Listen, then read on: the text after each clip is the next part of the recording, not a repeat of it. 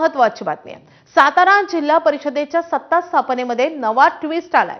येत्या काही दिवसात एकनाथ शिंदे आणि राष्ट्रवादी सातारा जिल्हा परिषदेमध्ये भाजपला दूर ठेवत सत्ता स्थापन करणार अशी शक्यता आहे।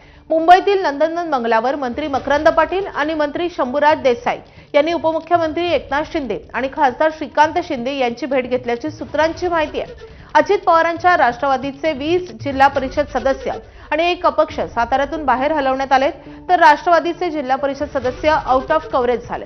शिंदेंनी साताऱ्यात हिरवा कंदील दिल्याची माहिती आहे। शिंदेंचा मुक्काम आज दरेगावी आहे। स्थानिक पातळीवरील समीकरणं वेगवेगळी असतात आणि त्यानुसार महायुतीचाच विजय होईल असं म्हणत एकनाथ शिंदेंनी या संदर्भात काही संकेत दिले आहेत।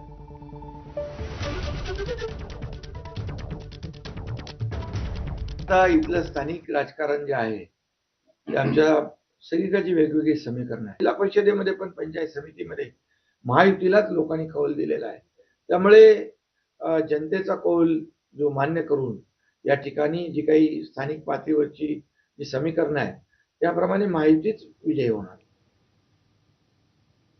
दरम्यान भाजपचा जिल्हा परिषद अध्यक्ष होणार असं मंत्री जयकुमार गोरे म्हणाले होते। यावर शिवसेनेचे मंत्री शंभूराज देसाई यांनी खोचक टीका केली आहे। गोरे आमच्यापेक्षा मोठे आणि दिग्गज मंत्री आहेत, त्यांच्या वक्तव्यावर बोलताना आम्हाला भीती वाटते म्हणून आम्ही बोलत नाही, कारण लगेच त्यांच्याकडून दुसरा पालकमंत्री नेमला जातो असं सूचक विधान केलंय शंभूराज देसाई यांनी। ती शेवटी मोठे आहेत ना, मी म्हणलं ना तुम्हाला मोठी दिग्गज मंडळी आहेत सगळी, त्यांच्या वक्तव्यावर आम्ही बोलणं सुद्धा आता आम्हाला म्हणजे कसं बोलावं भीती वाटते म्हणून बोलत नाही की लगेच दुसरा पालकमंत्री नेमला जातो येऊन। आम्ही काय एखादं छोटं वाक्य जरी बोललो